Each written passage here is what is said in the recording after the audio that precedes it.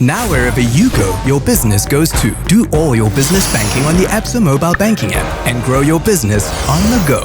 Another digital solution that gets things done. That's Africanacity. That's Absa.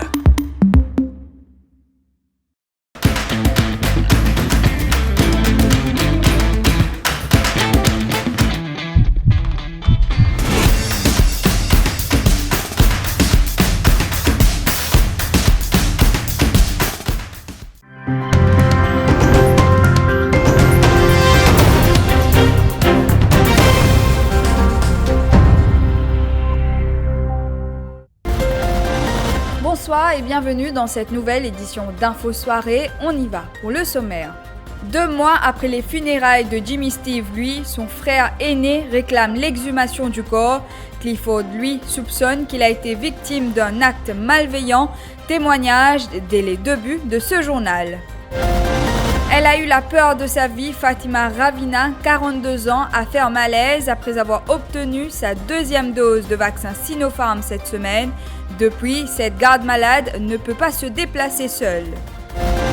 Commémoration au goût amer à Maïbou, 1 an après le naufrage du MV Wakasho sur les récifs de Pointe-Desny. Entre espoir et désillusion, des habitants réclament une attention particulière de la part des autorités. Reportage dans cette édition. Après 11 jours de manifestation, les chauffeurs de taxi basés à l'aéroport jettent l'éponge. Disposés à négocier avec le ministre du Transport, ils brandissent toutefois la menace de saisir les instances internationales si leurs propositions ne sont pas prises en considération. Et puis, Jeux Olympiques de Tokyo, le boxeur mauricien Richard Nocolin se qualifie pour les 8e de finale alors que l'aventure s'arrête pour la nageuse Alicia Coxon. Il rejette catégoriquement la thèse d'une mort naturelle. Clifford, lui, un habitant de Beausonge, réclame l'exhumation du corps de son frère. Jimmy Steve, lui, pour les besoins d'une contre-autopsie. Ce soudeur de 46 ans avait été retrouvé mort dans une maison à Rivière-Noire le 3 mai dernier. L'autopsie de ce père de 2 enfants a été attribuée à une mort naturelle provoquée par une rupture du ventricule gauche de son cœur. Mais Clifford, lui, son frère aîné, soupçonne qu'il a été victime d'un acte malveillant car le jour de ses funérailles, une personne l'a confié avoir vu quelqu'un administrer une injection d'une substance inconnue au quadragénaire décédé. La police a été alertée et les démarches se multiplient pour l'exhumation du corps. Ensuite, moi-même, docteur M fait une autopsie de l'écho. D'une femme connaît que c'est un naturel d'œuf. Je veux dire, mon frère un amour naturel. En même temps, mon gars un call téléphone. Un camarade il met moi au courant, il dit qu'il faut quand tu finis faire funérailles, tu seulement moi besoin cause avec toi. Un camarade il explique moi, il dit tu connais. Au fait, ton frère quand il est décédé, tu as quelqu'un qui a injecté un produit sur l'écho. Étant donné ça, tout le monde de suite vers la police. Moi, ce qui me fait vraiment en colère, je dis si je suis besoin de preuves, je suis besoin de tout ça là, je connais souvent mon frère, il m'a dit que je fais des mots pas connaître comment. Mais pour quelle raison, un policier, comment il a droit là, pour un déco du monde de la case inconnu, sans un médecin légiste, qui connaît des gens empoisonnés avec un manger, qui connaît du monde. Il tape un coup de chose. Mon guet M. Ramabalaiden tout pour mon case. Nous avons donné des positions. Si a dit Kazen, M. Ramabalaiden continue à faire ce qu'il a besoin de faire pour ça va une chose à venir à découvrir. Mais là, ce qui est important, moi, j'ai envie qu'il comme si connaît or qui produit mon frère mot. C'est la raison qui m'a fait une demande afin que la loi pour examiner sur l'écho afin que nous connaissions vraiment. Contacté, l'inspecteur Shivakuten du Police Press Office affirme qu'il va s'enquérir du dossier, à savoir que la famille a retenu les services de l'avocat maître Ramavalaiden. Inquiétude grandissante pour Fatima Ravina, âgée de 42 ans. Cette mère de famille a fait un malaise après avoir obtenu sa deuxième dose de vaccin Sinopharm le mardi 20 juillet. Prise en charge par l'équipe médicale, cette garde malade est restée dans un état second pendant des heures jusqu'à l'arrivée de l'ambulance. Admise à l'hôpital Jitu, cette garde malade a été autorisée à quitter l'établissement vendredi. Si elle arrive à parler, elle ne peut cependant se déplacer seule et traîne du pied gauche. Et avant de faire mon vaccin, je passe dispensaire, avant de prendre mon tonchon, le docteur dit mon tonchon 16.8. Il demande un papier, il demande comme ça, amène là-bas, bon bout, montre ce papier-là, montre le docteur là, si comme on a fait ce vaccin là. Et quand le docteur là, il me prend mon tonchon, là-bas, il dit mon tonchon, quand on est capable de faire ce vaccin là. Et les re-questionnements encore le docteur là, il dit comment faire première dose, qui va un symptôme qui m'a gagné. Moi, je dis, moi, figure, tu as un goût de 3 jours, il dit, capable de tonchon, qui te donne moi ça. Et mon volume, si ici, tu n'as pas fait vaccin, il dit, mon docteur là, est-ce que madame capable de faire ce vaccin là? Il dit, oui, monsieur, pas de problème, ou madame capable de faire vaccin là. Quand on finit de faire vaccin là, mon tête il fait mal beaucoup, ma tête m'a un peu explosé. Ceux qui me connaissent, après ça, on ne pas connaît du tout encore mon volume, tu là-bas, il dit, moi, depuis 3h30, je suis malade. Nek 6h moins 10 qui m'ont gagné une ambulance. Quand je suis capable de perdre la vie, tout ça dans une ambulance pour une certaine du monde. Et je dis qui m'a besoin de déplacer. Donc qui m'a besoin de déplacer, on peut besoin de faire tout ça faire par ça même. Un du monde qui m'a aussi qui m'a bien. Avant de faire vaccin, m'a bien. Et puis je finis faire un vaccin là. Et je dis qui m'a été, c'est mon envie que le ministère de la santé qui lui pense pour lui faire pour moi, qui lui compte pour faire pour moi. Sollicité par le défi quotidien, Dr Vinita Puron, chairperson du Mauritius National Immunization Technical Group, affirme que la pharmacovigilance doit faire une causalité, vérifier si le vaccin est responsable du malaise et en notifier le fabricant ainsi que l'OMS concernant une éventuelle adverse event following immunization. La Covid-19 toujours présente, 55 nouveaux cas positifs ont été détectés. Parmi 6 patients ont été admis à l'hôpital INT, information communiquée par la santé ce dimanche. Et congé forcé pour les élèves du collège Cosmopolitan Boys à Plaine des Papayes. L'établissement est fermé jusqu'à nouvel ordre après la détection de 5 cas positifs la semaine dernière. Des dispositions ont été prises pour que les cours se fassent en ligne à partir de demain, explique le recteur Pile Moutoussami. Nous finissons faire ma préparation. Tout le monde professionnel finit gagner timetable de bons élèves, noms de bons élèves, numéro de téléphone à contacter. Tout le monde professionnel peut prendre contact avec les élèves qui sont supposés faire classe avec eux.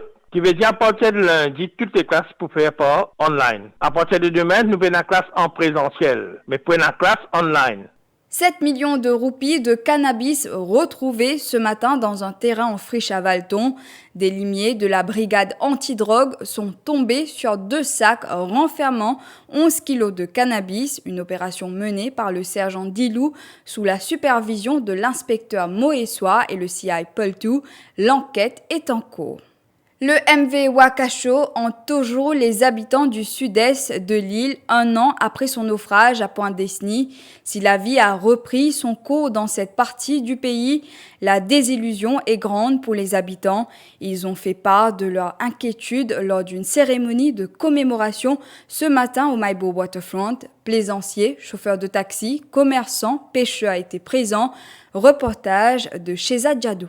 Sa vie a basculé depuis 1 an. Assam Kangazali est toujours hanté par le naufrage du MV Wakasho. Ce pêcheur de 68 ans n'a pas pris la mer depuis. Dure réalité pour le sexagénaire. Asté doucement motivé la pêche, mais malgré moi je me pensionnaire, mon la pêche, moi même bonne femme ça moi. Comme elle m'a dit parce que nous content la vie, nous élèves nous grandit la même. Mais là ça fin continuer, mais quand Wakasho fin arrive ça accident là. Enfin nous pas content par une affaire comme ça, mais il fin arrive quand même un accident, c'est un accident. Mais là, mon bateau, je me suis mis à terre et je me suis fait faire l'opération léger dans le mois de septembre même. Juillet plutôt. Là, le bateau reste là, met à terre, met dans de l'eau, tiens dans de l'eau, met à terre, il reste allé comme ça. Aujourd'hui, fait 1 an, rond pour rond. Bon, pas encore la pêche, bon, pas encore attraper une golette pour la pêche pour tirer 1 poisson dans de l'eau. Bon, peut dire une affaire réelle qui est vraie. Les journées sont difficiles également pour les commerçants de la région. À la plus grande déception d'Akmes Jolim, un entrepreneur de Maïbourg. Le commerce est affecté beaucoup. Alors, le commerce a diminué par 50%. La vente a diminué. Et parce que toute une clientèle qui nous a dans Maïbo, c'est une clientèle, la majorité, c'est une clientèle PCR, plaisancier, des gens qui travaillent dans la mer. Alors, comme on voit qu'à la mer est fermée, les clients là, les gens même, les dettes ont plus augmenté et ils ont la finance pour faire l'achat parce que l'aide que le gouvernement promet de ça là, pas abouti. Et Maïbo, c'est une capitale pour tous les habitants sud-est. Sud-est, comme on dit, on prend depuis Bambou, Grand Port, Rivière des Crolles. Tous ces habitants là, c'est la capitale, c'est Maïbo. Tous ceux qui ont besoin de Maïbo. Gilbert Casselin peine à joindre les deux bouts. Ce batelier croule sous les dettes. Mais après, nous nous trouvons dans l'impasse terrible. Nous ne connaissons pas ce que nous pouvons faire. Nous ne connaissons comment on parle de l'avant, avec nos dettes, comment nous pouvons payer nos dettes, comment nous pourrions travailler, comment nous commençons à travailler. Puis nous n'avons aucune opacité, aucune clarté du gouvernement, comment nous pouvons avancer. Et nous avons une noire totale. Donc, dans Marée Noire, nous vous Indiens, donc dans de l'huile, nous ne connaissons pas comment nous pouvons faire. Et c'est juste nous peinons un mot pour décrire. Entre espoir et désillusion, des habitants de la région du Sud-Est réclament une attention particulière de la part des autorités. Et à Belma, l'aménagement d'un container transformé en snack sur la plage de la localité vivement décriée par des habitants. Alerté, le président de la Beach Authority, Daniel Laurent, indique que le propriétaire ne détient aucun permis en bonne et due forme. Une notice a été servie au propriétaire pour que ce container installé illégalement sur la plage soit enlevé dans les plus brefs délais. La suite de ce journal après la pub.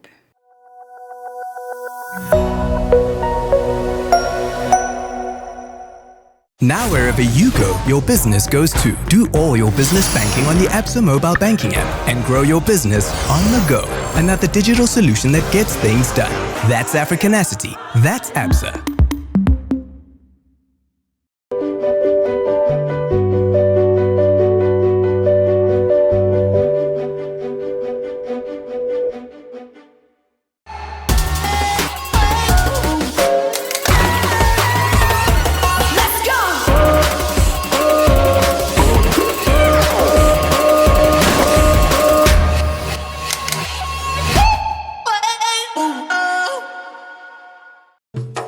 Eagle Brand Spices présent plus qui 100 ans dans la cuisine. Beaucoup Mauriciens ont grandi en saban saveur là. Nous avons désenvoyé tes épices pour tout type la cuisine, pour tout ban Mauricien. Vous pourrez trouver nos ban produits à ban petit prix et dans tout ban supermarché et que la boutique Précotou. Eagle Brand The Spice Master.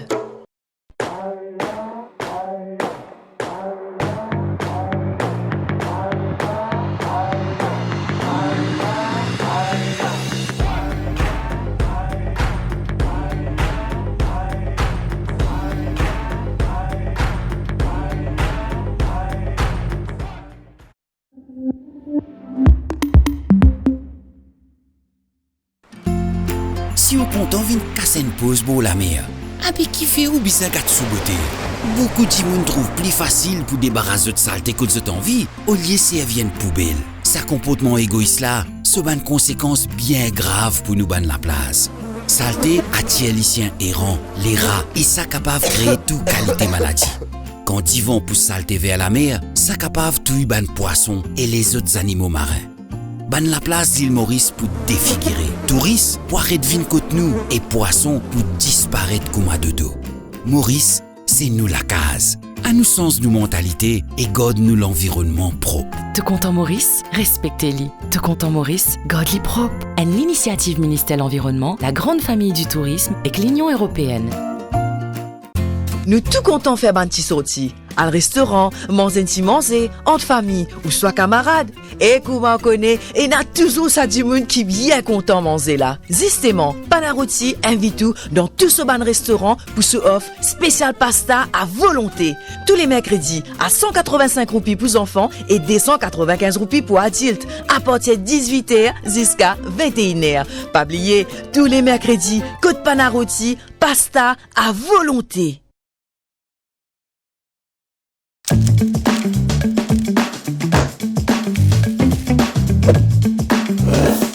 Brek est gourmand. Brek est croquant. Brek est irrésistible.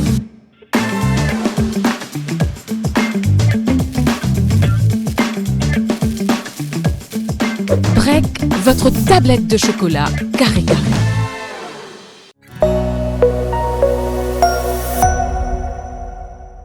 Après 11 jours de protestation, les chauffeurs de taxi basés à l'aéroport de Plaisance ont mis symboliquement fin à leur manifestation ce dimanche. L'annonce a été faite par le avocat maître Ramavalaiden face à la presse. Intervenant au rond-point de l'aéroport SSA à Plaine-Magnan, il a déclaré que le groupe de chauffeurs de taxi a finalement accepté d'entamer les négociations avec le gouvernement.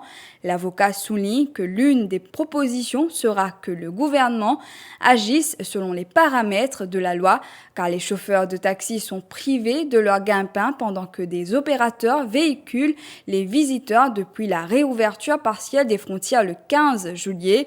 Si les propositions ne sont pas prises en considération, les chauffeurs de taxi brandissent la menace de saisir les instances internationales. Étant donné que nous avons une lettre depuis le ministère, est-ce que dans la lettre, nous, si nous sommes capables de nous une proposals, nous une proposition qui parle dans l'intérêt des chauffeurs de taxi, l'intérêt des chauffeurs de taxi airport. Là, maintenant, l'effet que le ministre Ganou, l'effet que le ministre Obigadou, il tanne la pêche, nous pouvons prendre la pêche là. Demain, nous pouvons finir faire nos propositions parce que nous gagnons jusqu'à mercredi le 28 pour donner nos propositions. Demain, nous pouvons finir faire nos bonnes propositions en écrit. Nos bonnes propositions, c'est pour clair ça. C'est simple, applique la loi. Nos propositions, pas bonnes propositions sorties, vous allez inventer un nouveau appareil, un nouveau produit. Non. Applique la loi comme a besoin. Des habitants de Poudre d'Or ont donné de la voix ce matin. Ils ont protesté contre l'aménagement d'un barachois. La construction de cette nouvelle infrastructure a entraîné la fermeture d'une impasse très utilisée par le voisinage depuis environ 2 mois. Les habitants, par la voix de leur porte-parole, Georges Ayan, parlent de gros inconvénients. Ce matin, nous faisons une manifestation parce qu'il y a un promoteur, il fait un barachois. Mais quand il y a un barachois là, il bloque un chemin qui existait plus de 30-35 ans. Donc il y a à peu près 2000 habitants qui restent dans ce quartier-là. D'autres pays ont un problème maintenant pour circuler. Ils ont fait un long tour. Alors c'est pourquoi ce matin, nous pouvons faire une manifestation pacifique pour attirer l'attention de l'autorité qui dit qu'il y a un chemin bloqué. Et là, nous pouvons dire réouvrir ce chemin-là pour plusieurs raisons. Par exemple, si jamais il y a un diffé un jour, on n'a pas connu comment pour faire là. Si jamais il y a un malade, l'ambulance ne peut pas aller. Bon, je vais prendre bis là de faire un raccourci, pour un PCR. Alors pour tout ça, il vient l'inconvénient. Raison pour laquelle nous là ce matin dans la rue pour faire entendre nous la voix, pour dire à l'autorité réouvrir ce chemin-là. À défaut, il n'y a pas pour ouvrir ce chemin-là. Dans 2 semaines, nous pouvons faire une campagne de sensibilisation à travers une série de meetings dans Poudre d'Or pour sensibiliser le monde. Et nous pouvons culminer ça vers en octobre, quand la frontière est ouverte complètement. Nous faisons une grande manifestation ici. Il n'est pas possible de bloquer un chemin à côté de paralyse un quartier net. C'est pour cela que nous sommes là ce matin. Et plus, comme on a fait construction là, aujourd'hui, je ne sais pas connaître que pour cette matériaux parce qu'il fait fencing là, il aura la terre. Je tenais une bicyclette même pas que 40 $. Nous attendons la version des autorités à ce sujet. La Green Reparation Foundation s'apprête à collecter l'ADN de plusieurs descendants d'esclaves pour sa bataille légale, et ce, pour demander réparation pour préjudices et dommages causés par le système de l'esclavage. Déclaration du docteur Didier Michel, secrétaire de Green Reparation Foundation. Il affirme que le travail a déjà démarré pour construire l'arbre généalogique des esclaves venus à Maurice. Didier Michel intervenait lors de la journée de commémoration organisée pour honorer la mémoire des membres fondateurs du mouvement Les Verts Fraternels à Stanley-Roseville ce matin. Et la fondation, comme on annonce, elle est là, c'est qu'il nous attrape la réparation pécuniaire. D'accord? Et donc le challenge qui nous a devant nous, pour répondre à vos questions, c'est gagner tous les stakeholders qui ont une responsabilité dans sa bataille-là. Nous finissons prise toutes les voies de recours possibles. Et donc, ce qui vise à faire maintenant, c'est d'entamer la voie judiciaire. Et c'est ça le grand challenge. Parce que ça c'est un gros case, et un dossier important qui nous vous a monté. Et nous finissons annoncer ça année-là, depuis février 2021. Et donc, nous pouvons travailler là. Racontez votre vie et partagez votre foi aux jeunes générations. Vibrant appel lancé par le cardinal Maurice Piat aux personnes âgées. C'était lors de son homélie ce matin, lors d'une messe célébrée en l'église de Notre-Dame de l'Aude à Roseville, à l'occasion de la première journée mondiale des grands-parents et des personnes âgées. Nos aînés ont une mission, à souligner le cardinal Piat. En voici un extrait de son homélie. Les grands-parents ont beaucoup de choses à raconter. Il ne faut pas hésiter à raconter. Comment c'était la vie autrefois? Par quelle misère on a passé ou par quel bonheur on a eu? Quelle épreuve on a traversé? Qui nous a aidés? Etc. Raconter l'histoire de la famille. Je crois que c'est très très important. Parce que nous faisons partie d'un peuple. On n'est pas seulement des individus comme ça. On ne fait pas partie d'une foule. On fait partie d'un peuple. Et les racines de notre peuple, ce sont nos grands-parents. Les racines verticales, si je puis dire. Et puis, il y a des racines aussi horizontales. Les autres personnes qu'on rencontre, qui ne sont pas de la famille. Mais quand on commence à raconter, ça donne une identité à chacun. Et ça donne aussi une dignité de savoir d'où je viens. Mais raconter l'histoire de la famille, c'est très bien. Mais il y a aussi raconter l'histoire de notre foi. Parce que notre foi repose sur une histoire.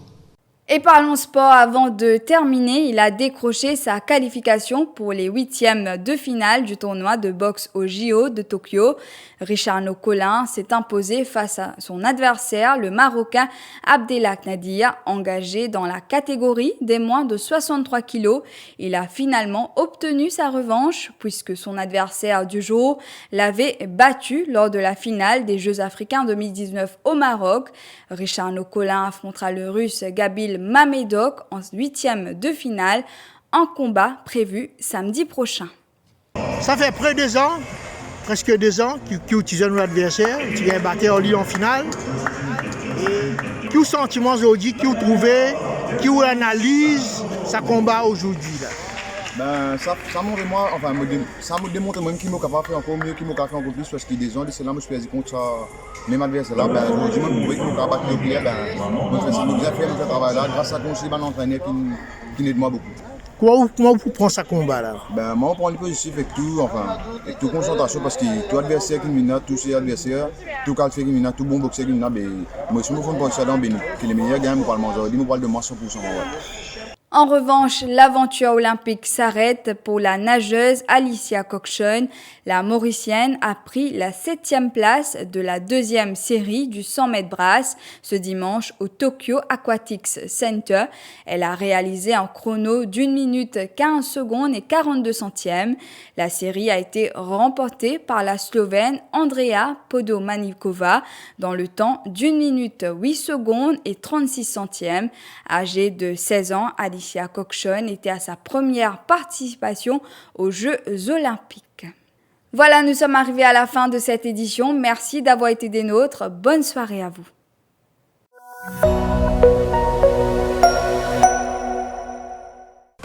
Dans sa cause là, the best things in life are free. Et moi me dire, the best things in life are free and easy. Surtout quand tu es extra busy. Lever, cuire, manger, dégazer pour parer, al travail, al bazar, fouf.